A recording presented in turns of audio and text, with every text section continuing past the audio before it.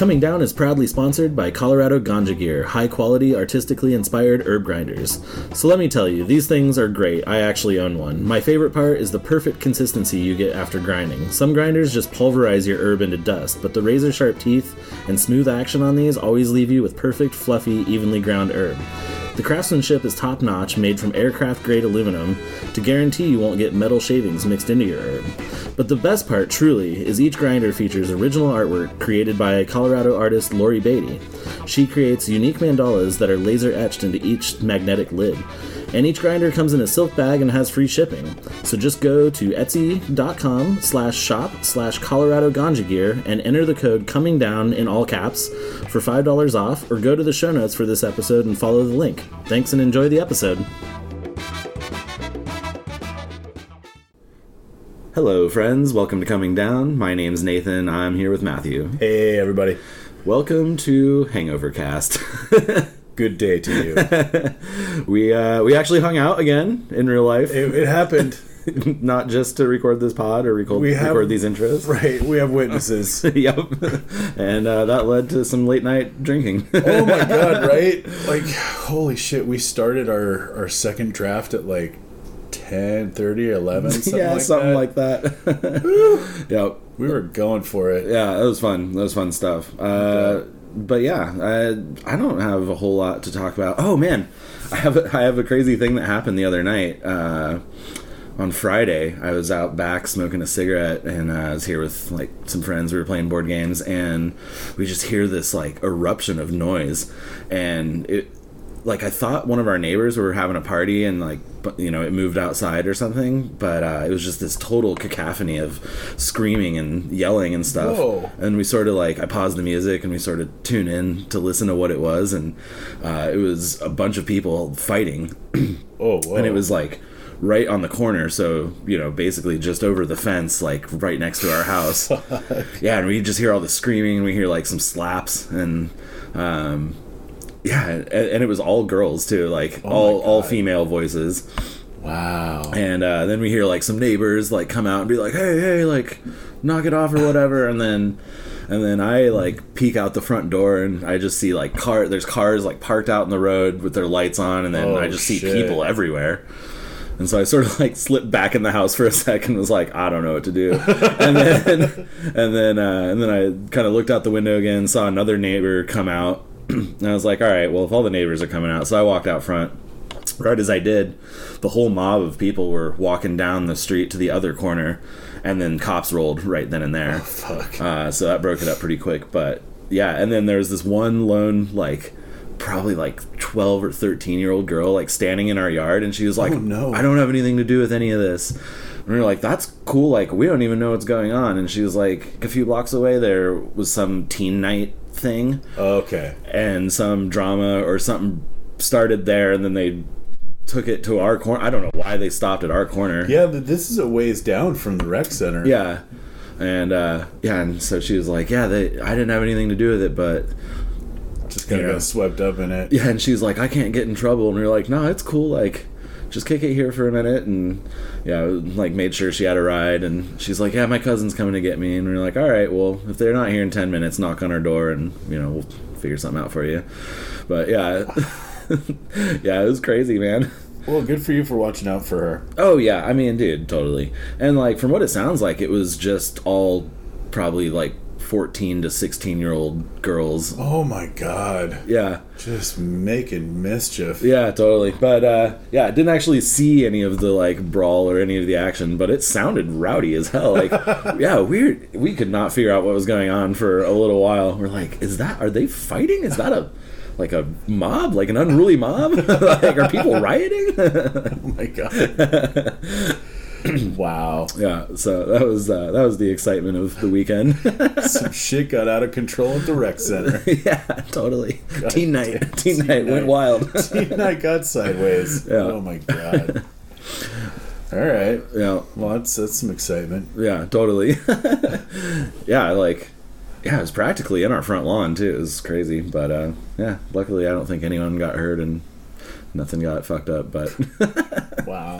Yeah.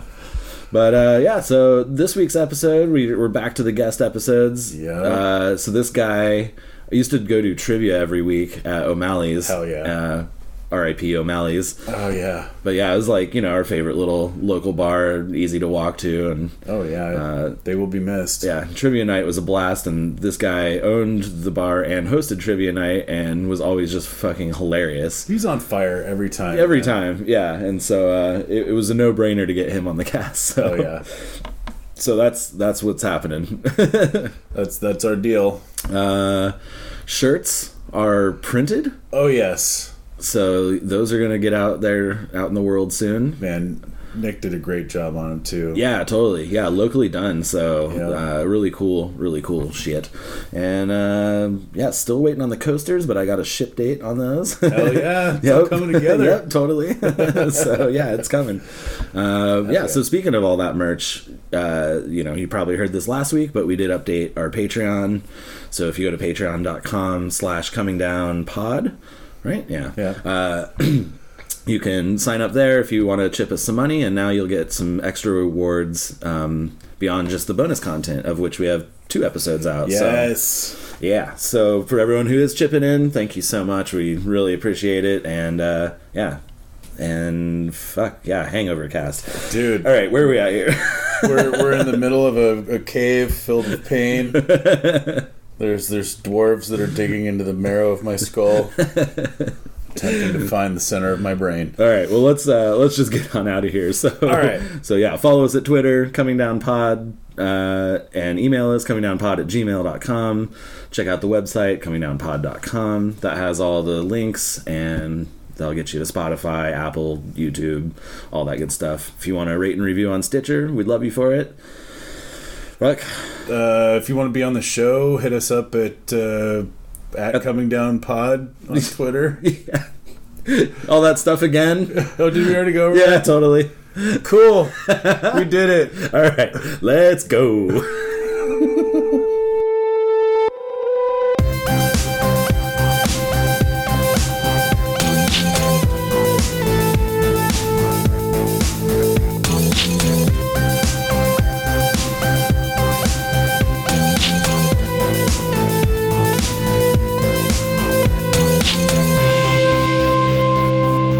So you know what? So when you approached me during trivia, I was like, "Oh yeah, I got one." So you guys, do you remember the first time you ever fired from a job? Yeah. I did. Everyone, you guys both been fired from something? I have. Absolutely. A couple times. Did you ever get fired from something like you really loved doing? Yeah, once was a job I hated, so I didn't care, and then once was a job I actually really liked and thought I was good at. I got fired from the movie theater. One of the best jobs I've ever had. Damn. Yeah, movie theater works good. Yeah. Doesn't pay anything, but it's good. It's garbage, but yeah. Anyway, so I'll go back to high school, okay?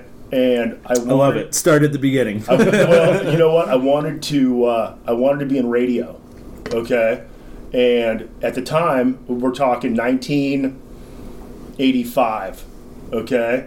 It's a good industry, okay? You can make money in radio. Yeah. I'm thinking, okay, this is what I want to do. My high school radio, we had a vocational program for radio. There was a lab, and then on air, okay? Right. So it was a 10-watt station. It barely reached our high school parking lot. Right, I was going to say, if you're a block away, you can't. I was like, you had to be like right there. It like probably somewhere close to the back door of the station to actually get the signal, okay? But there was a microphone and there was turntables, and it was like a, for as much as a high school could have a radio station, it was legit. So that's what I wanted to do. And you know what? I was never like, all my friends were like, this is what I'm going to do. This is where I'm going to go to college. I didn't even think about it, okay? So I'm in this vocational program at my high school in Bellevue on the east side of Seattle, okay? And so I'm in the radio program, and I had no idea, like, where I was going to go to college. And it's like spring. It's like I'm playing lacrosse. I'm like, yeah, college. I'm like, I wasn't even thinking about it. And this guy, because the vocational program in my district, kids could come from other high schools could come to our radio program. Our kids could go to the horticulture program. Our kids could go to the construction class at Newport High. So they had this vocational program. So this kid named Greg came into the program, and one day he was like, I'm going to go to Spokane Falls. They have a radio program. And I was like, oh, hey, I'm going to go to Spokane Falls. They have a radio program. So I was familiar with Spokane. Nice. My mom had lived out there because my stepdad had been stationed out there in the Air Force at one point. My brother lived with my mom out there and had graduated from high school in Spokane. So I'm like, okay, so I know some people out there. I'll go to Spokane. Okay, so I'm like, I'm going to be the next like Steve Slayton. Steve Slayton was he a big radio guy? Yeah, he was. You know what? KISW. It was Seattle's best rock. Okay, yeah. So, and that was the dude. Like when I was doing my homework at night, it was like, dude, that was the guy I listened to. Was he kind of a badass rebel radio DJ guy? No, not. He was just that. You know what? He was that dude. He was that radio guy. It was like, I'm going to play some Rolling Stones, KISW, Seattle's best rock. All right. He was the dude you want to meet. And I actually met him. That's a whole other story, but I met him at Buzzy's Hamburgers in Seattle at one point. But anyway, I was like, cool. I was kind of like that. I was like a radio fanboy. It's just like, It was the industry I was into at the time. I was like, it's like I knew who the DJs were and I knew about the industry. And it was just weird. Like, you're 18 years old and you understand, about format changes and radios, different formats and stuff like that, and people were doing a bunch of different, because it was still the outlet at the time. It's just like if you were going to hear about it, you heard about it on the freaking radio. You sat there with your cassette player to freaking hit record so you can hear the new freaking Rat song. Absolutely, right? Man. Absolutely. Okay. I made mixtapes off the radio. Yeah, so I get to college in the fall of '87. It's September of '87. Our format at my college station is the Falls Rock. It was KSFC. It stood for Spokane Falls College. It was community college. 100 watts. I've bumped it up to 100 watts. Nice. Okay? So 100 watts. Here we go. And we're a total hair metal format. Sweet. Okay. Now, and I can just the show you were on, or the whole station? The whole station. Wow. They had stuff where some dude might come in and like do reggae on Sunday afternoon from 5 to 8 or something. Right. But other than that, our solid, like if you pulled a shift at our college station, you went in and I can tell you, like our core shit was like Van Halen and White Lion, White Snake, and Winger. A lot of W's. Yeah. Yep. Okay. Warrant. Okay. Let us not forget. So that was our format, and I was doing Virgin Vinyl. They gave me the Tuesday night prime time 8 o'clock slot, and because record companies, we were a college radio station, so they would send us stuff, right? Okay. Yeah.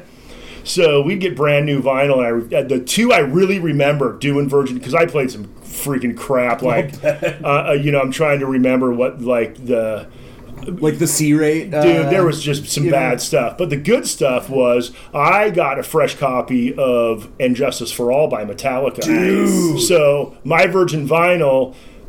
They had a little talking to me the next day, but all four sides of "And Justice for All" needed to be played on Virgin Vinyl that night. Nice. You gave it to me, okay? So I wasn't not gonna play it. And the other one was "In Living Color."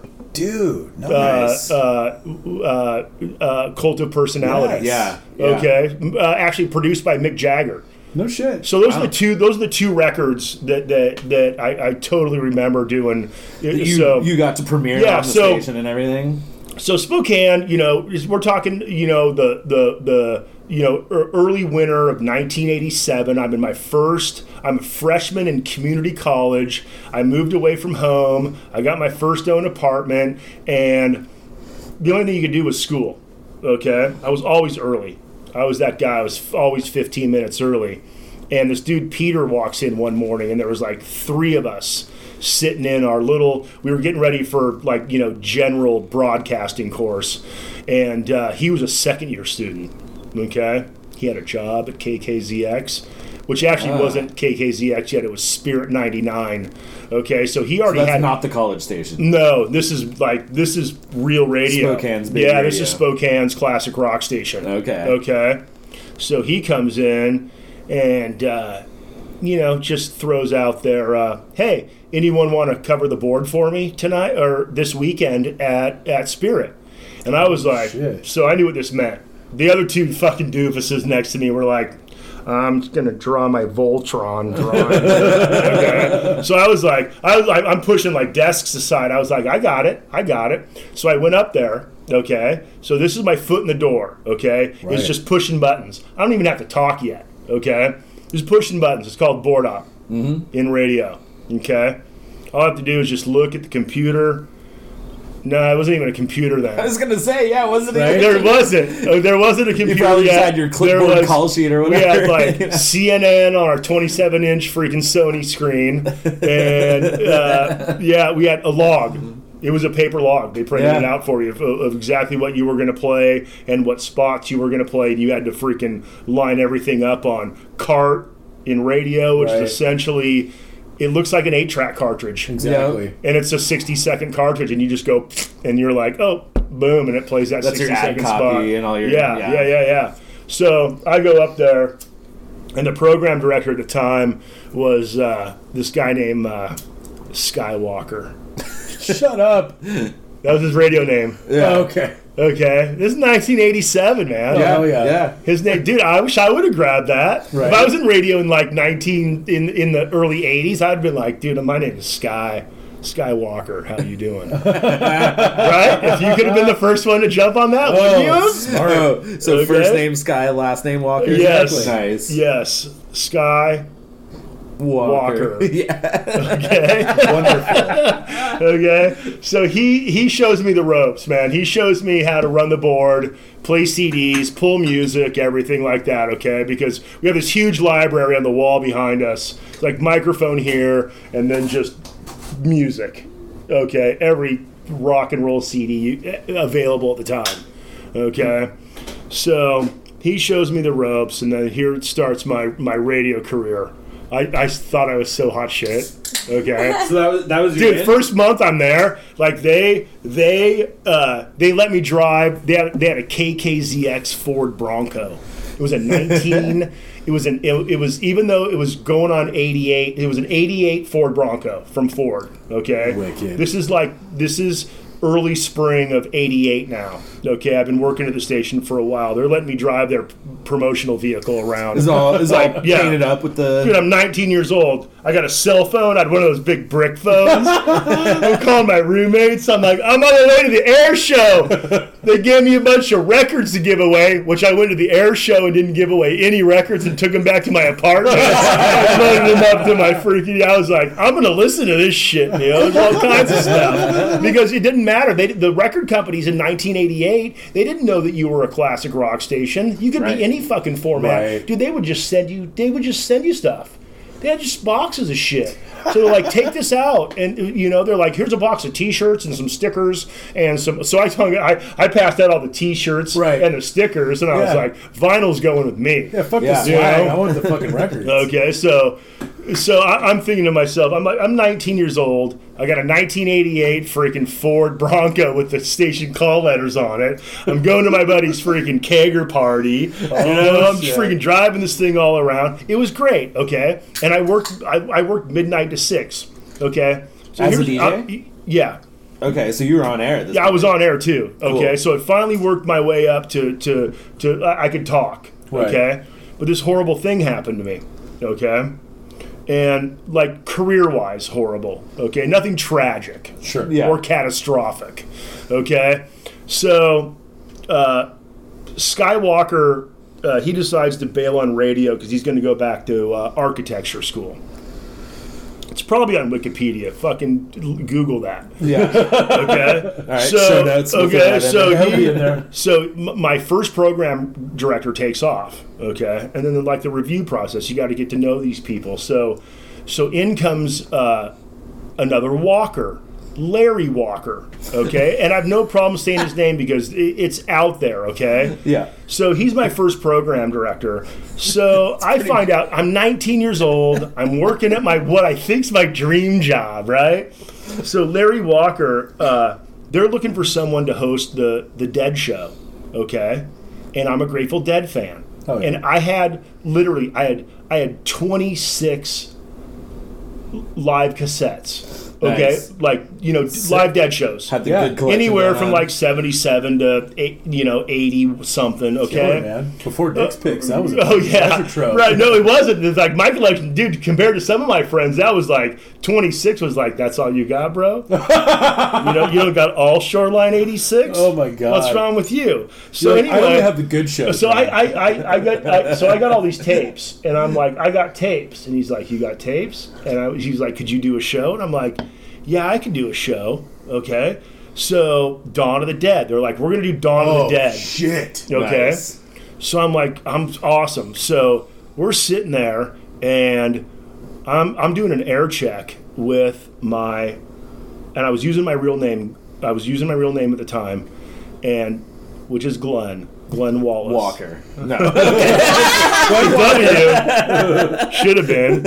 I should have told him like I could be your son. Yeah. It's only walkers here. So I'm going to meet him Join me, with him. Glenn. We will rule the galaxy. And like, you know what? Like once a week or every other once a week, you would sit down with your program director for an air check session.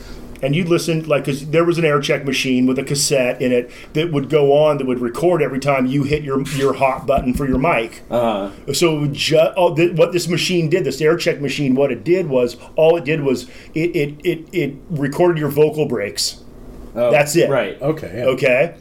So then you would take this cassette, and then you'd sit down with your boss in his office, and he'd put it in the Panasonic boom box from 1985 behind his chair, push it in, and you're like, oh man, I hope I didn't totally suck this weekend. And you do an air check with him. So I'm doing an air check because there was like this new program director, we had new call letters, there was a reapply process. So I feel like I'm kind of reapplying for it. So he's going over some of my air checks, and then we find out that because Larry's cleaning house now too. Well, he's not really cleaning house, but he's kind of figuring out what he's got. Yeah. Okay. And believe me, in Spokane in 1988, it's like it's me, bro. That's all you got. Okay. I'll tell you that right now. Okay. So he's not really cleaning house, but I do an air check session with him, and he finds out that I got the Grateful Dead tapes and that I'm a fan, and he says, Grateful Glen. And I'm like, what? And he's like, you're going to host Dawn of the Dead, and your name is Grateful Glen. Okay, so here's the tragedy. Here's the tragedy part of this. I'm like, okay, first of all, that's totally not what I want to be associated with. You maybe shouldn't have told me I that. would, yeah, I would. So I'm going to refrain from not calling you Grateful. okay, so anyway, and that's the funny thing is like, okay, because that's when the eyes go.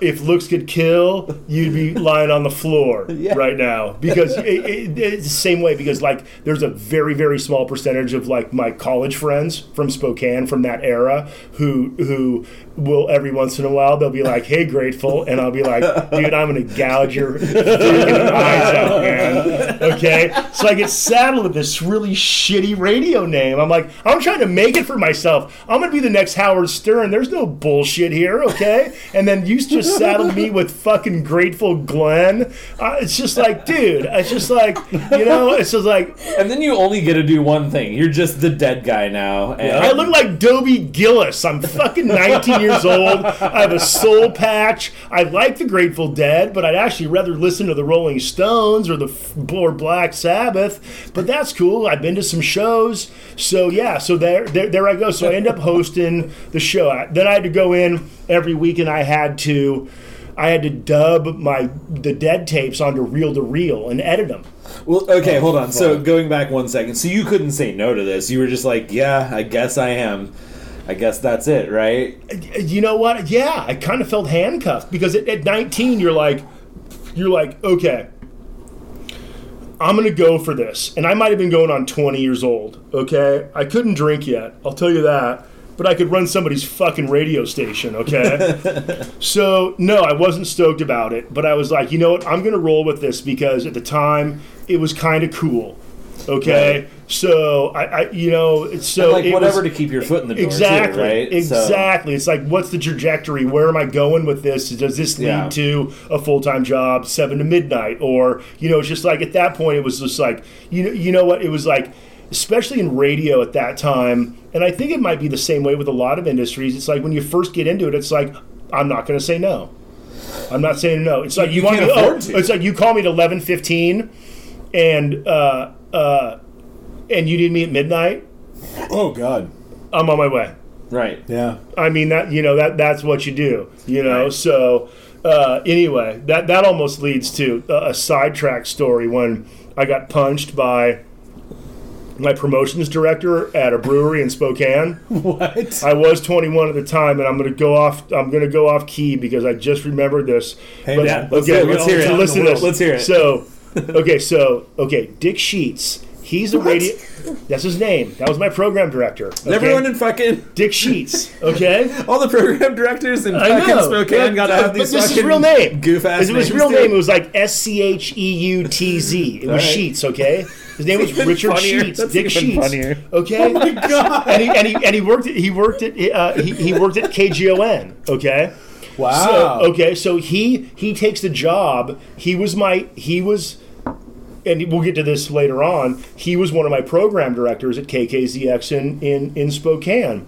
So he goes this thing where he's got like this like heart palpitation or some type of heart issue, right. And he's got to wear this monitor, and because they're worried about his heart. So sure. They told him it's like you're stressed out. You know what? It's like take a couple of weeks off from the radio station. So our promotions director was this dude named Billy the janitor. Okay. God damn it. Okay, I'm telling you, that was. How is everything Dick Tracy in this fucking? I don't even know. Okay, so I don't even know Billy's last name. Okay, but it was Billy. His last name was the janitor. It wasn't the janitor, dude. He had the worst mullet. Okay, and once again, this is like 1990. Okay, and he had the worst freaking mullet, and he was our promotions director. So. With Dick, with his medical condition, had to take a couple weeks off. So they make Billy the interim. They make Billy the interim program director, and I'm thinking to myself, the janitor, Billy the janitor. Billy the janitor is in here. Exactly. Okay, so he's our interim program director, and we're at this brewery that was in Spokane in the late 80s, early 90s, the Fort Spokane Brewery. And I don't know if you guys remember your first experiences with craft brew, but I grew up in Bend, so yeah. You don't know the difference between a 5%er and a 9%er, Jesus. right? Yeah. For sure. Okay. So Fort Spokane's drinking some big boy beers, okay? And every Friday night, Yo and the Cats, this Spokane blues band, played at the Fort Spokane Brewery, 3-piece. They were actually really good. And we were there drinking, and I was there with a bunch of college buddies. And we were drinking, and we were getting lit. And I'm trashed, and everyone else is trashed because we're drinking like 8% strong ales of stuff we don't even know what it is, okay? And he leans over, and he whispers to me, he goes, you're gonna have to work for me tomorrow. This is my intern program director. Okay, this is the janitor. He leans in. I'm like talking to like 4 of my buddies, and he's pulling this total boss BS. He's like, you're gonna have to work for me tomorrow morning from 6 a.m. to 11 a.m. And I look at him, okay, and I was trash. I looked him right in the eye, and I go, fuck you. It was like 11 o'clock. I'm like 7 hours from now, dude. I'm trashed. I'm still watching the band, and you want me to work your shift tomorrow morning at 6 a.m. to 11? I was like, bullshit, dude. So he punched me in the face. But you know, it was one of those grazing things, like where I had like a couple friends in between me. Yeah. So, but he hit me. He made contact, and I didn't even say anything about it. A couple of my friends like jumped in between me and him, and were like, "Whoa, whoa, whoa, whoa, whoa, whoa." So I don't know what happened, but apparently he probably ended up working his shift because wasn't going for that bullshit, you know. And I talked to Dick Sheets about it, and I was like, dude, you know what? He pulled some. That was really lame.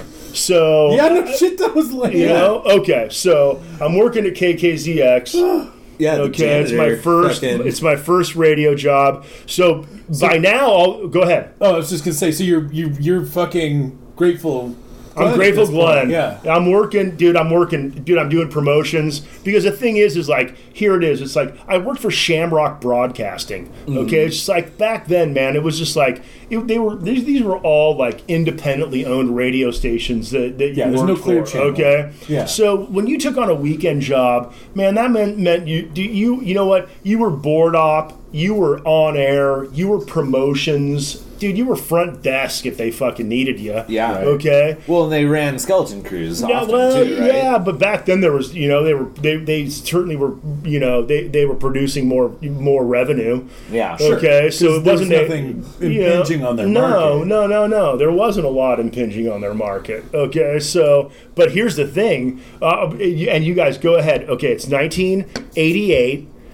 I am making an hourly wage working midnight to 6. Right. 2 times a week. I'm working 12 hours a week. Just go for an on-air personality such as myself. Get how much they were paying me per hour. Now, are you still going to school in this picture? Yes, I am. Okay. I am going to school. Okay. So I want to say this is 1980, late 80s. Late 80s, on-air personality. On-air personality. I'm going to guess like maybe $14 an hour even. Yeah, I feel like that's, you know, it's pretty reasonable. For the graveyard shift, maybe a little less. I want to say back then, minimum wage in Oregon was probably like $6-7. No way. I bet it was way less than that, right? It was. Yeah, you're right. I bet it was like $4 It didn't in the hit 80s. $6-7 until the 90s. Final answer. I worked minimum wage in Colorado in for 2008 radio personality, for $5.50. Yeah, he's saying out of college, working in college. He's saying 14, but I'm going to be more pessimistic. I'm going to say $12 an hour. Okay. Yeah. 12. No, I'll go. I was going to say 14. He's saying 14. I'm saying 12. Lower. 10. Lower. 8. Lower. 5. Oh God 5. damn it! Yeah. You're making $5 an hour. But during my span there, I did increase that to $5.50. Holy fuck, dude! Damn. Okay. And you're running the board. You're doing everything. Anything they call you, you're like, I'll be there. I'll do that. Because it's just like I'll let you punch me in the face. You're paying your dues. Right. It's like minor league. It's like janitor. It's like minor league baseball. You know, I'm just gonna suck it up and do everything they ask me to until see what happens. You're absolutely right because you're trying to fucking make it in this fucking game. You know, and this is how you do it. Yeah. So I'm working there. I'm gonna say I first start board op in there in November of 87. We're going on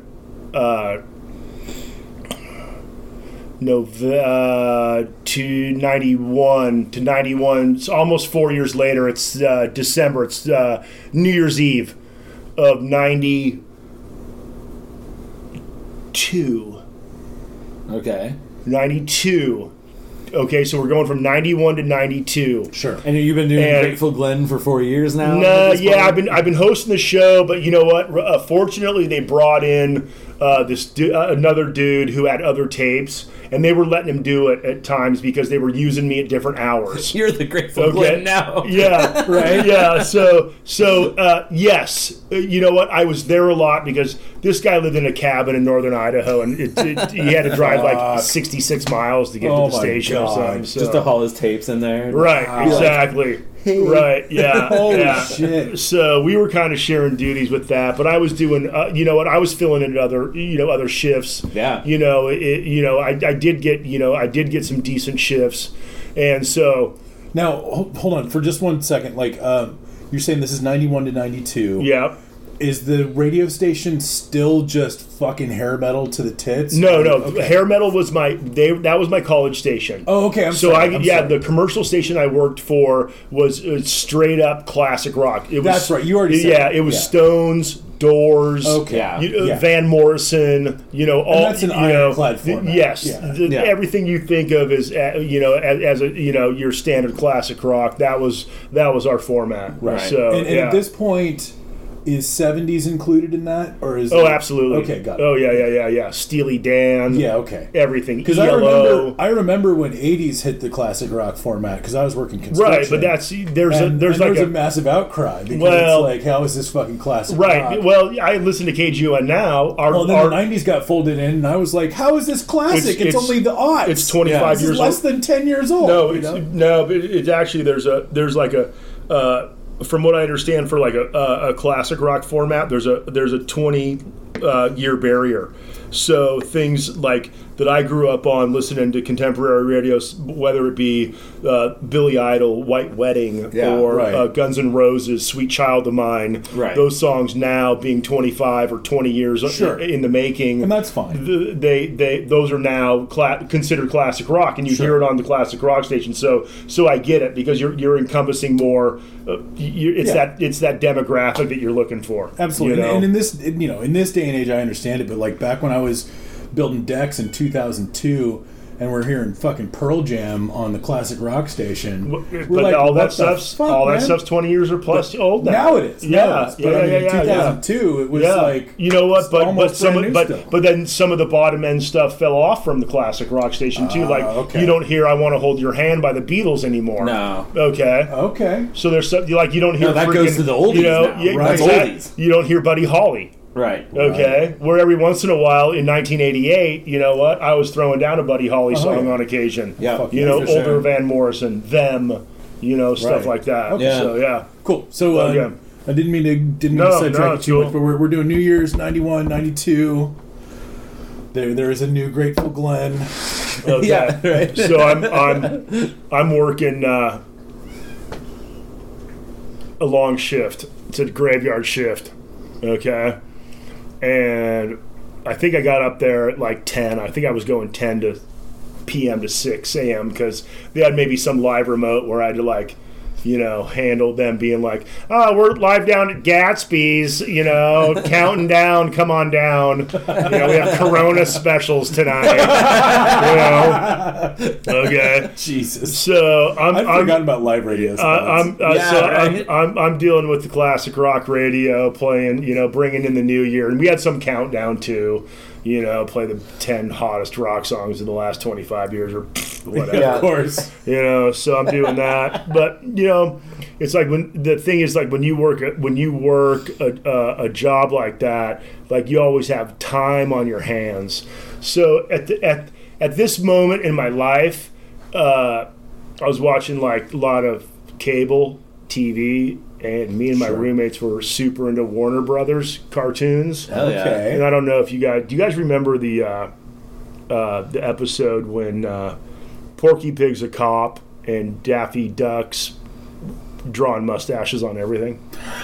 I don't specifically I'm sure remember I've seen it, but it's okay. not. If you can, try to find that one. Okay, but anyways, he's like this crazy graffiti artist who's just drawing, like going billboards in New York and just drawing like big, bicycle mustaches on everything. So Salvador Dali everywhere. me and my roommates thought that was the funny shit. We were drawing mustaches on everything for like 2 weeks, right? Okay.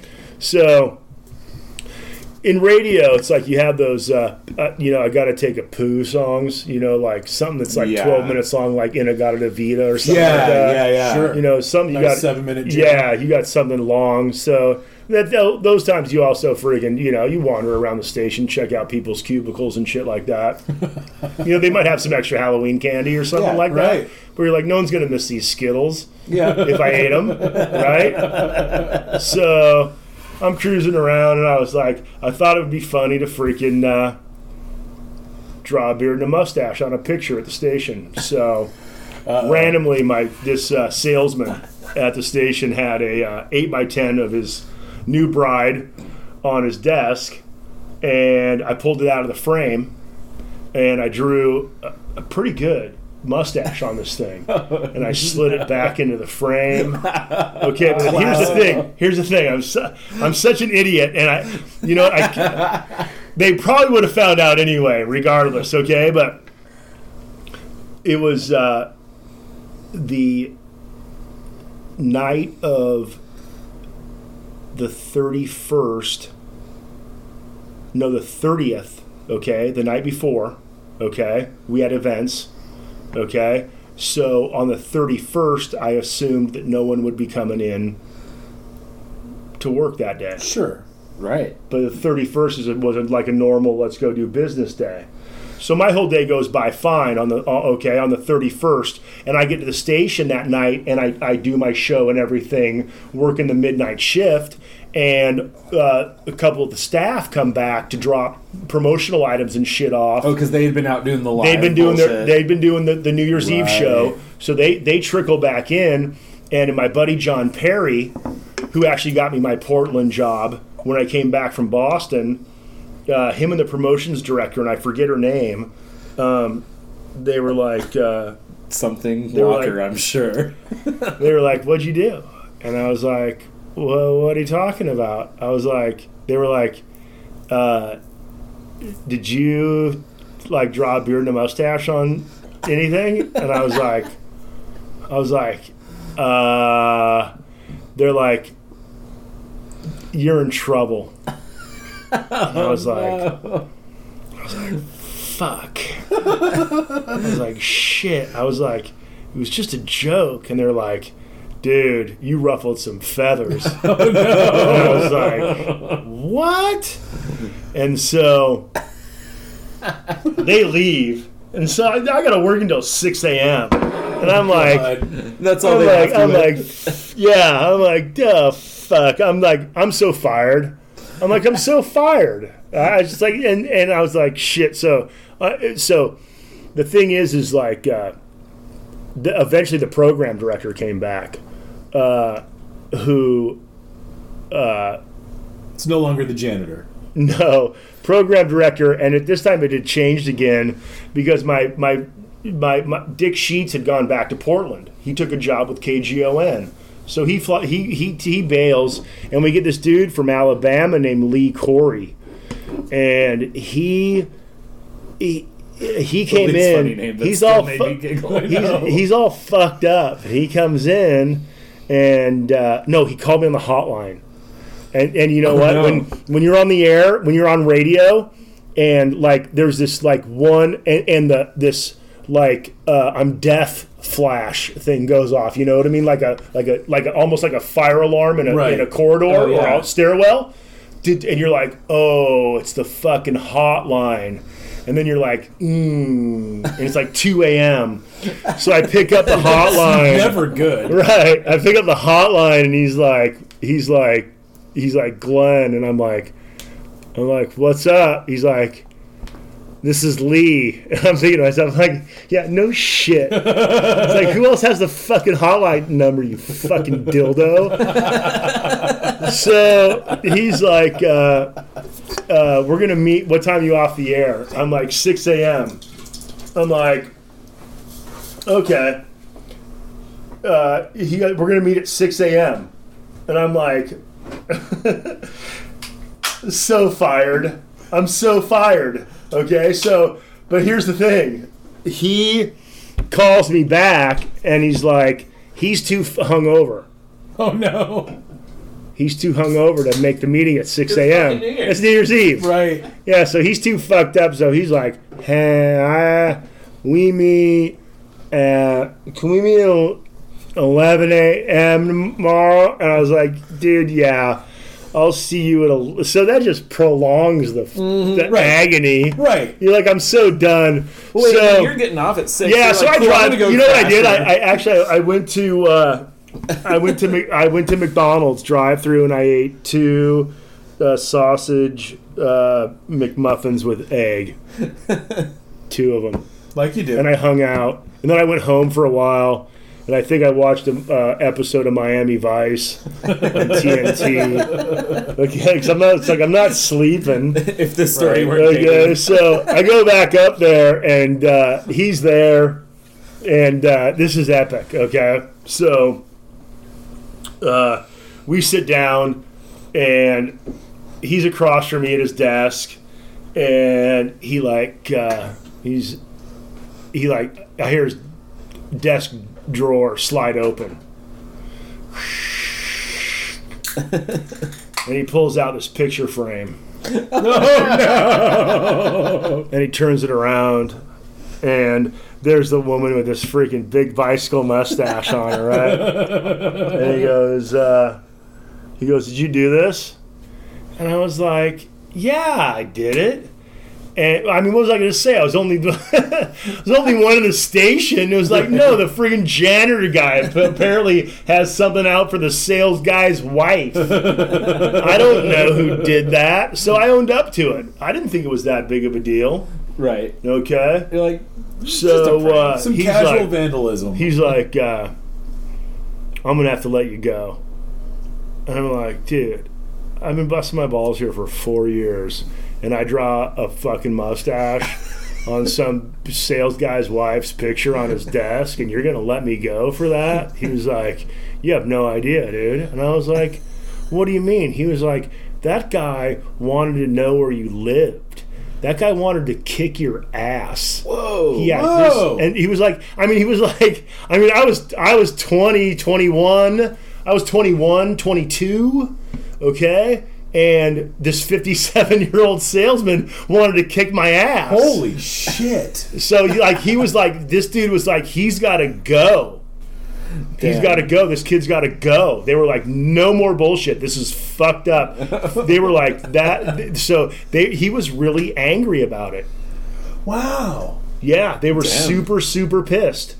And yeah, Someone so it was like real seriously. You know, maybe if I would have just drawn it on the frame and not taken the picture out of the frame. Right. Maybe. I don't. You know what though? I'm willing to admit that it didn't matter what you did at that point. Like. So yeah, that's how I lost my first radio job. I drew a mustache on the picture of a salesman's wife on his desk. What a weird way to lose a job. Yeah, I was super bummed too. I was super bummed, and that's like that. You know what? It's weird, like how you have life episodes. It kind of like, you know, when like Darth Vader gets freaking shot at the freaking, you know, the end of New Hope, and he just kind of goes spinning off, and you're like, well, I know he's gonna fucking come back sometime. That's how I felt. I just was like, poo, and I was like, I just tumbled off into the fucking space somewhere, and I landed in Florida, you know.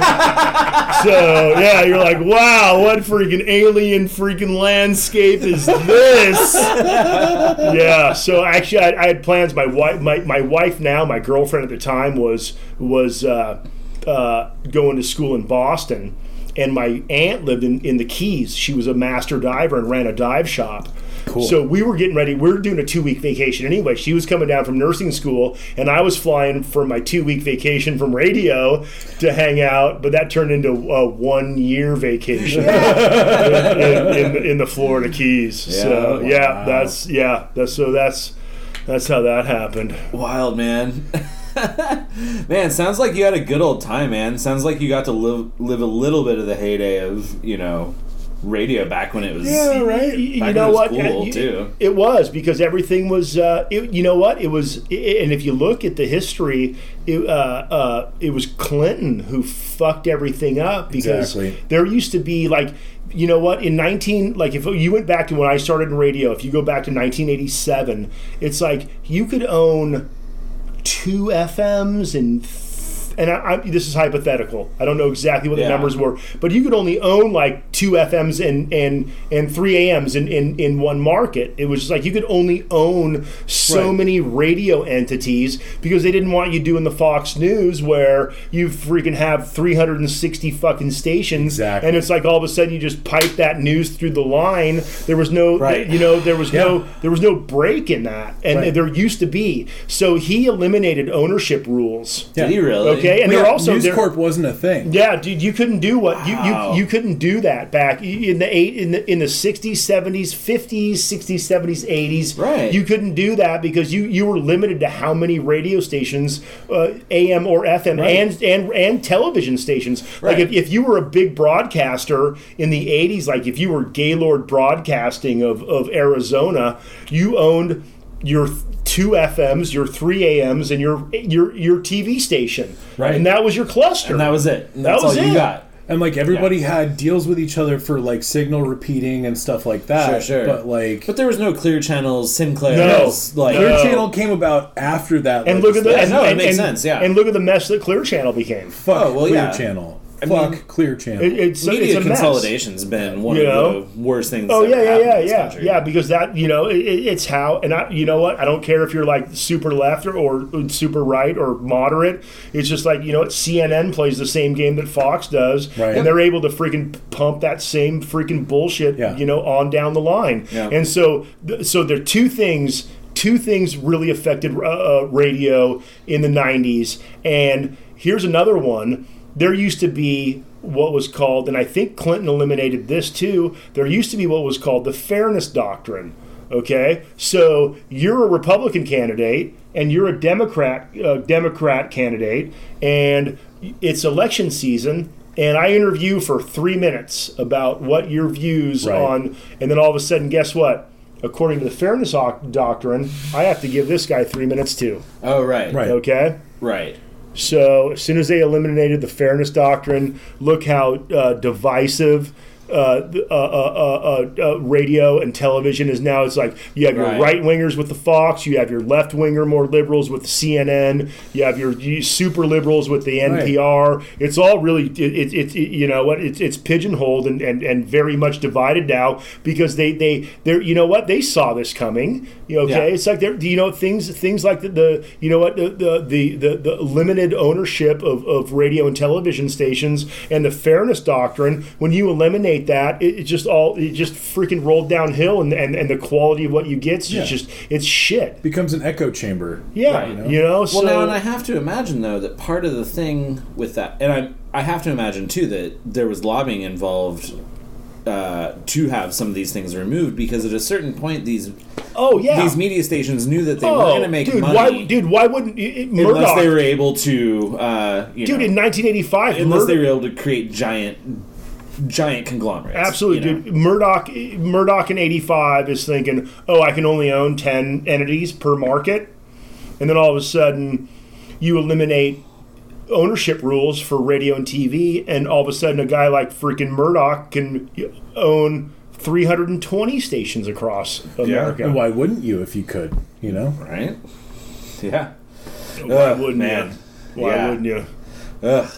That's fucked up. Yeah, and here we are. Here we are. Yep. And it's to the point now where we see ads on the fucking Super Bowl where it's fucking what was the channel that was airing the Super Bowl? Was it CBS? CBS. And they're like, it says real news in huge fucking letters. What was that Washington Post That's ad? where we're at now. Oh, that dude, the Washington Post that ad. shit was fucking crazy. Oh my god. Well, dude, even CNN was running ads that were like, "This is a banana. Don't tell me it's an apple." Right. You guys remember those? Oh, yeah, I do. Yeah. CNN had some weird ones, too. Well, and Washington Post was like, here's all the fucked up shit that's going on. We're the only ones who fucking told you the truth about it. And it's like, which is utter bullshit, because nobody tells you the real truth anymore, Yeah. The media, the way it is, I have to cross-reference and cross-check everything I hear anymore, and read between the lines, because it's all punditry and it's all skewed and it's all imbalanced. Right? Nobody just reads you the news anymore. Fucking, I feel like Weird Al on Hot Ones said it the best, where it's like, if I have to fucking pick and choose where I'm getting my news from, I'm gonna pick the one that gives it to me the easiest. So like, let's get it from late night fucking talk shows. Yeah, I mean, yeah, because at least I'm gonna laugh instead of fucking cry. You know. Yeah, I do feel like I get more of the straight story from John Oliver, even though I know it's biased, but Seth it still Meyers, feels like John he's Oliver, giving me the real scoop more. I don't know. At least they've got people doing actual research, you know. Also, at least they're funny, man. If Republicans would just learn to be funny, I'd at least watch their show once. And the thing who was the last funny Republican? Right. Nixon. I don't know, but fucking. The thing about those shows, though, is they actually have people who are doing research, and it's not just somebody who finds a fucking Twitter post or a fucking blog post, and then they do a whole fucking news article about it, because that's happened with CNN, MSNBC, fucking everybody is like on the 24-hour news cycle anymore. Right. Is just regurgitating whatever the fuck they find that's gonna fucking get hits. Right. You know? Yeah. Because that's the only way they make money anymore. Exactly. And so you almost have to find a more slowed down news source that's digesting information before you even get anything that's news. Yeah, it's crazy, man. It's an entertainment product up until then, at least according to Fox. Yeah. Well, anyhow, we actually try and not get too fucking down the political rabbit hole. This is the closest we've waxed to being political, is bitching about news. Man, that's a cool story. I like hearing about that, because back in the late 80s and 90s, I was a radio junkie. That was the radio is how I found my own. You know, you know what you knew. It's like it's like you knew who your local DJ was. Oh hell yeah! And I was calling in and stuff. Yeah, so, yeah. It was interactive. It's like that's where you were going to hear your new song. Yeah, right. You know, so it's completely off the rails. It doesn't exist anymore. Some of those things were so formative. So, yeah, I mean, a couple quick hits on that. Like, in the early 90s, we listened to KBPI. That was the fucking rock station, the rock alternative station in Denver. And Willie B was the DJ, and he was kind of a shock rocky DJ. And, by today's standards, I'm sure he was fucking atrocious. But, but my friend, either won a thing or applied for a thing to go be his intern for a night, and we he was in there, he didn't get to be on the air at all, but we called, and he kept Willie on the radio kept being I got my intern in here fetching me sandwiches and all this stuff, and we kept calling in being make Joe do this, make Joe do that and stuff. But, monsters. But that was but that was right after I'd finally discovered music on my own that wasn't just what my parents liked. Oh, right. And so the radio was I hinged on the radio. It was tell me what to like, and I still love a lot of that shit to this day, that early MTV 90s radio. Too. Yeah. Oh, yeah, and MTV. When they showed videos. Dude, early MTV was kind of fucking revolutionary, I mean, absolutely, the Headbangers Ball and fucking Yo MTV Raps, those were showcases for music that didn't have a lot of mainstream appeal. Oh hell yeah, man! I still fucking Matt Pinfield's my fucking hero. That dude showed me so many cool things on 120 Minutes. Because that was that was effectively the graveyard MTV show. I did it late Sunday night. I had to beg to stay up and watch it, but he'd show you all the weird stuff. That's how I found John Spencer Blues Explosion. Oh shit! All these fucking wild bands way back in the 90s and shit. Yeah, dude. Even later in the game, we were talking about Amp. AMP. Amp was showing cool. the fucking electronic music side early in the game. MTV was pretty vital for a while, but yeah. And radio was pretty vital for a while. Oh, and I think still can be a little bit. But shit, man, college radio, I think that ship sailed. Yeah, I think it did. You know what? It's maybe you're alt rock, kids who are freaking, making stuff, basement tapes, and you're getting that out on college radio. But from a commercial, you know what? You know what? There's never going to be another Smells Like Teen Spirit moment. Nope. It's not going to happen again. No. That was it. No. That was the swan song for rock and roll.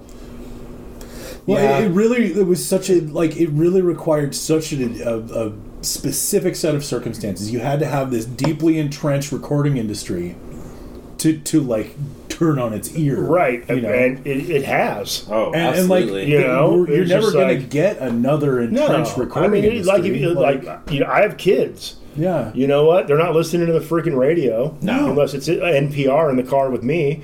You Right. know, it's just There's like still like, that's not where they're getting their. That's not where they're getting their. That's not where they're sourcing their music anymore. There's still like You know? virility or whatever, you know. There's viral things. There's songs sure. that blow up into the Absolutely. popular culture. And, there's still ways for But it's independent- awful. Really, it is. Yeah. But that's the old me, you know. It's Yeah. like, I'm so old. It's just like, you know what? Now I understand it. So it's like when my dad heard, when my dad heard Black Flag for the first time, he wasn't very excited about that. Right. He Yeah. thought he had left one morning, and my dad had this way better stereo than I did. Yeah. So I put on Black Flag, everything Fuck yeah, went you did. black. And he basically he came downstairs, and I'm doing this. I'm like rocking out, and my dad was like, "What the fuck are you doing?" And I was like, I'm listening to Black Flag. I'm sorry. I know you think it sucks. Oh, yeah. Yeah. I was listening to Ministry at a very high volume and didn't know my mom was home. And she came charging into my room and started screaming at me, "Why do you hate me? Why are you angry at me?" Oh, whoa! And I was like, I'm just trying to get motivated to clean my room right now. That might be a better time on therapy on Thursday, Mom. I'm not sure. I don't hate you. Sorry, Mom. You remember your first punk rock show? Sweaty nipples. Really? Yeah. Oh, that's pretty good. I saw those guys. fucking Dude, great. I got a sweaty. Dude, hold on. It's so weird how many rabbit holes you can go down with this whole storytelling thing. Because I got a sweaty nipple story, but it's not even what I want to tell right now. Well, you don't have to tell it. That's good though. Sweaty nipples. But you know what? Were they really a punk band? In my mind, at the time, yes, but God, no. How old were you? I was fucking, like 14, Okay. 15, Where? something like that. Where was it? Bend, Oregon. Oh, at the really? Roller rink. They came there. Yeah. Okay. They're promoting their album Demon Juice. See? When was the last time you listened to some sweaty nipples? Oh man, about then. Yeah. So That's how good it was. They had a secret song on the album called "Touch My Cum." Okay. How about you? Okay, so first actual punk show that is actually worth anything too. Fuck, man. Probably would have been like the kids I hung out with who actually became a semi-famous punk band called Dr. Neptune. And some people, people have heard of these guys. They're Hold on. What city? Fort Collins. Okay. Now, so this is interesting Okay. too, because at this point, I want to say that all of the Descendants had settled in Fort Collins at this point. God, I love and that. all. And so I Filmage. and so Good I know documentary. and so I know all of those guys, at least tertiary, and like have hung out with them, like Carl Alvarez and Bill Stevenson and stuff. And that's kind of like a Fort Collins claim to fame because Bill owns the Blasting Room, Oh yeah. which is a famous recording studio. Well, for and punk like bands. their fucking sliding scale is legendary. Yeah, totally. I mean, all is pretty fucking legendary, and I think around the time that they settled in Fort Collins was when Dr. Neptune was sort of taken off, and there were some other punk bands. But so I want to say it was just like probably a Dr. Neptune house show was my first punk show. Beyond that, though, like, man, Dude, like, who'd you pay $8 in high school to see? Right. yeah, I mean, it was kind of like, man, in high school. Well, okay, it was weird though because when I was College? in high school, when I was in high school, there was this weird thing because like punk was a little bit dying and ska punk was kind of a thing. Sure. And then even like Cherry Pop and Daddies were like lumped in with punk, and so that was the first like Oh. show I went to So on I my said- own and felt like I was like kind of like doing smoked something weed? edgy. Hell yeah. I took mushrooms, but they didn't work. Oh god. They didn't do anything. Yeah. Thank God, because first time tripping at a Cherry Pop and Daddy show would have been a fucking nightmare. See, dude. I have a Awesome. different story about that. It wasn't my first time, but like I definitely tripped at a Cherry Pop and Daddy show before they became a swing band. You might remember this. They were a fucking ska punk Rasta funk band. Well, so this was about when I got into them as well. So they weren't doing Zoot Suit Riot yet. No, that came out like a year after. Okay, cool. Yeah. Was there a mosh pit? Yeah. Yeah. Well, it was like a skanking mosh pit, but it was, But I loved Cherry Poppin' Daddies before the whole fucking Zoot Suit thing. Like, we called it Ninja Disco because we didn't know any better. But I guess, like, end of high school, I went and saw Suicide Machines, and I went and saw Guttermouth. Those were like the punk bands that were around when I was a kid. Guttermouth, that were actually still like playing around. I mean, I was into Minor Threat and stuff, but so no one came through Fort Collins. It's like Spokane. It sounds like Spokane. I mean, it's like you had to beg for a band to show up, right? And when a good band did show up, it like fucking 300 people showed up for a 100-person club. Well, and I missed out on a lot of the stuff because the one good club in Fort Collins was the Starlight, but it was 21 and up. Almost all the time. Didn't they have a 3-2 bar in Colorado for you? No. We did house shows and occasionally like 3-2. That was earlier. It was like no. When did that stop? was early 90s. Oh, well before when did it I. stop? Well before I. Yeah, my buddy went to Fort anything. Collins when he was 18. He was like, so. For our listeners who don't know, can you explain what 3-2 in bar Colorado up until what 90? 90? Yeah, it had to have been like late 80s, early 90s. Okay, so you could go to you could go to a bar that served nothing but 3.2% ABV beer. There it is. So you could drink, you could go there and drink 3.2 Coors bars all day long. Then. That had to have been 80s. Yeah, that had to have been the 80s, man. Well, he was a freshman. He was going to him. He was a freshman in Fort Collins in Colorado State, fall of 87. Interesting. Wow. Okay. But I know it stopped because I mean there definitely did. Like I know Wyoming did that, not at venues, but they had bars. They did have 3-2 bars. Dude, I went to Louisiana when I was 17. Got served everywhere. Oh, I'm sure. I got served in New York when I was fucking 18. Like, didn't matter where the fuck I went, No. Yeah. No. Huh. Yeah, Colorado, Idaho.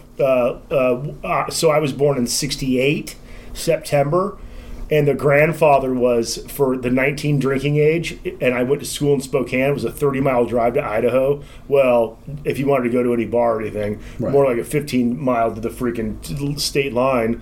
But yeah, I missed it by April, May, June, July, like 5 months. I missed but I used to borrow my brother's ID. Oh, nice. I'd drive over to Idaho and drink with my buddies. Yeah. So okay. Anyway,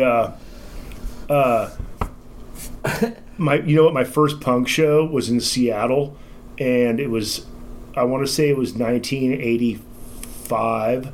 I was going on 17. Mm-hmm. I was going on 17, and kid, I forget his name. He was a cousin of my 7th grade girlfriend, Molly. Okay. Mm-hmm. This is Bellevue. This is the east side of Seattle. And this kid, he's staying with my ex-girlfriend. Anyway. He gets on the bus. So we're taking the bus to school. And I you know what? I can't even remember this kid's name. And he was like, we were both punkers, okay? We were sophomores at Bellevue High School, and we liked the Dead Kennedys. And he gets on the bus one day and he goes, Dead Kennedys are coming. Nice. I was like, sweet. He was like, I'm going to get tickets. I was like, get me one. And he's like, okay. So I go to my dad. I'm like, hey, Dad, this night, we need to ride into Seattle for this punk rock show. And my dad's like, okay, blah, blah, blah. So I went to get a haircut. Normally in high school I had a flat top. Your 50s American Graffiti style freaking dorky flat top. Yeah. But that day I told my barber, I was like, take 2 inches up on this left side here and just shave. Because I was going to the Dead Kennedy show. I needed to do something punk rock, right? You had to get wild. Yeah. Okay, so I'm 16 years old. I'm like, just do it. And so the barber shaves off like this much of one side of my freaking scalp. And I'm talking to my dad. So you've got half a flat top? Yeah. Well, it was so for the listener at home, he's taking about 1.5 inches and above moving my it from ear. just above the ear and going kind of all the way back to the right. neckline. Because I didn't want to do too much. I didn't want to do both sides, because that would be like, pretentious.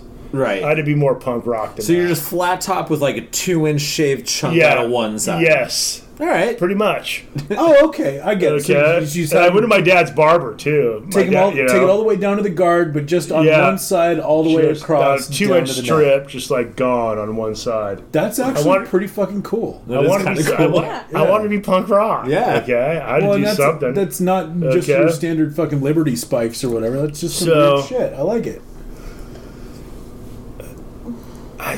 My dad's okay with this. Not the haircut, because that was a whole issue, but with like giving us a ride down there.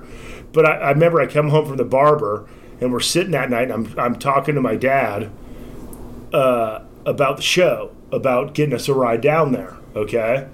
And he's like, he looks at me like squinted eyes, and I'm like, uh-oh. And he's like, hey, you know what? Turn to your left a little bit, and I'm like, and he's like, what'd you do? So he starts.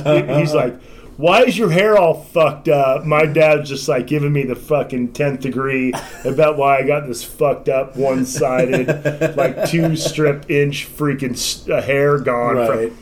It's like, you can't tell your dad. It's like, because it's punk rock, Dad. Okay, right. That's why. You can't say that. You're just like, oh, God. It's just like, he's like, you're going down there on Monday. You're going to get that shit straightened out. It's like, at that point, you're just like, fine, I'll get it straightened out later. Can you get me to the Moore Theater in Seattle tonight by 7? The only thing that matters is this weekend. Like, fine, Dad. Exactly. Cool. It's like, great. We need to. So, actually, we took the bus in, okay? It's a big deal. You're a suburban kid, okay? Wannabe, supposedly, punk rock kid. You're taking the bus from the east side into Seattle, okay? Sure. We've been there before. We go down there record shopping. You need your skateboard fixed, whatever. It's like we knew our way around Seattle. Right. You'd gone to the in quotes, the city. But the ride home, because the transit stops, the ride home was my dad, Lee.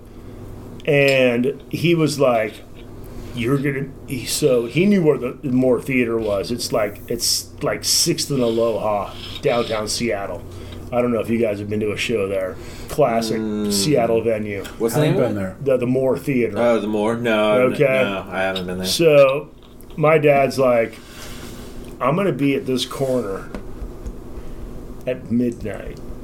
I mean, there's no cell phone. No, totally. Okay, there's nothing. My dad's like, I'm going to be here at midnight, and you're going to be there. And I was like, we'll be there, okay? So let me tell you about the show, first of all, what the bill was, okay? This is what I've been waiting for. Dude, this is my first punk rock show ever, okay? So the first band on the bill is Green River. Okay, Green River is essentially half of Pearl Jam. Oh, I know. Yeah, and half Mudhoney. Shit, huh? Okay, it's half Mudhoney. It's Mark Arm. Yeah, it's Mark Arm. Jeff it's all that. Yeah. So, they're opening. Okay, and it's a Moore Theater. I want to describe it as like an old vaudeville theater. They have an orchestra pit. Right. Okay. Yeah. And people are just freaking going it's like crazy. the Winterland or something like that in San Francisco. Yeah. It's a classic theater. Yeah. Okay, but there's definitely like an orchestra pit, okay, which was the pit. And it's like a tiered situation. Yeah. And then like your seat. So there's like there's the pit, okay, and then we're like the seats start. Okay, and we're like 5 rows back, and it's my first punk show, and Green River plays, and we're like, wow, that's awesome. Mark Arm comes running out, does a freaking stage dive, crowd grabs him, we're like, woo! Mark The Arm's next band up is The Accused. Fuck yeah! Whoa, right on. Okay. Jesus. So anyway, here comes Accused come out. They start playing. Okay, bass player. Okay, and there's the lead guitar player's named Blaine, and his band Toe Tag played at my bar, and I talked to him about this incident at one point. But this is what happened. Okay, Wow. So the Accused come out and they start playing, and I'm going to describe this as best I can for podcast listeners. So the band's full court. Their first song's on. They're like, wham. Bass player is white as a ghost, not playing, okay? And his arms are down. Imagine a bass just hanging straight, okay? And a bass player white as a ghost and his hands down to his sides. But he starts to sway a little bit, and then the bass is like doing this pendulum thing like this, right? And he's white as a ghost, and he leans over, and he throws up all over the stage. He just is like, okay? And I'm like in the fifth row of the seats, and this is a full-on like packed house punk rock show. Okay? So the Accused are playing. They get up, and this one kid, okay, had a broken arm, so he had a cast, and then he had a knit hat with barbed wire wrapped around it. Jesus. Okay? And they let him through the door. I know, right? Somebody at the door was Shit, like, why "You're not? good. It's just Get like, on go in there, ahead. boy." We're good. It's like, Get go in fuck there. some shit up. So, like, this kid gets up on stage. There's barf on the stage, okay? And so now you have stage divers that are getting up, and they're getting on stage, and they're slipping in the barf. They're fucking banana peeling on the fucking barf on the stage. They're like, It's a bark banana peel. okay? Then they're getting up, and they're jumping back into the audience. So I'm 5 rows back, and I'm like, barf-covered stage divers. This is like so punk rock. I was like, this is amazing. Okay? Okay, 5 rows. So you're not really getting hit with it. No. You're just like, yes. No. But you're like, I'm like, I support this. I am so, yeah, you just see it, and people, because all they want to do is, back in the day, you wanted to get up and freaking jump back into the fucking crowd. Of course. And they would get up and they would just like be like, and they would slip in the bar, and they'd stand up, and they would just launch themselves into the freaking orchestra pit. And I was like, wow. Now, the Accused, the rest of the band is rocking, Oh, yeah. but the bass player The is show just must go on, fucking- dude. The show. Oh, yeah. There's people like guiding him off. Okay, there's just no bass. Oh, So no. it's just like, There's okay. no. But it doesn't matter. Yeah. Yeah. No, Yeah. that guy missed out. Yeah. Yeah, totally. But I mean, like, Okay. So then it's okay. the Accused. you So know? everything gets back to normalcy pretty much for the most part, and then the San Francisco punk rock band, the Crucifix, come out. Oh, Okay. yeah. I remember the Fucking A. Crucifix. And that guy, all I can say is, and we weren't familiar with Crucifix, With an but X. they were good. Do you guys ever watch Super Friends when you were a kid? Oh, yeah. Yeah? The Toy Man. Oh, yeah. Okay. Yep. Yeah. That's what the dude from the Crucifix reminded. I was like, it's the Toy Man. How did they... Right. It's like the Toy Is this Man's actually the fronting voice a actor? punk rock band from San Francisco. This is so weird. So that's what that reminded me of, okay? And then the headliner was the Dead Kennedys. Dead Kennedys. Holy And shit. dude, so they were on their Frankenchrist tour. Now, okay? did anyone mop the stage before they fucking Dude, they showed up? cleaned. It was all good, man. Okay. it was all good. Yeah, they did. They cleaned it up because okay. by the time the Dead Kennedys came on, it was all good. But it was an epic show because you heard everything you wanted to fucking hear. Yeah. And freaking Jello yeah. Biafra was a total dude. This kid got up and was like trying to roll on the stage, and Jello Biafra just went combat boot. It was like, head, get off the stage. It was epic. It was just like, it was, you know what? It was everything. It was just like, if you could sit down and like write a story about how you want your first punk rock show to go. Yeah. It's just like that's how it. And then the bass player barfed all over the stage. I mean, Right. I mean, it's like, how do you write that shit? You know? that is was fantastic. It was brilliant. so. It was. Oh my gosh. It was epic, man. That was my first, and it was like my first real punk rock show. That was my experience, man. Hell yeah. So good. God, that's fantastic. Yeah, I'm just slightly too young to have ever gone to any. I've been to some wild shows, but I've never seen anything like that, of course. No. Did you meet up with your dad at midnight? Oh shit! Oh, right. Dude, you know what? I was like, yes. I was like, dude, because you know what? It's like, it's a long.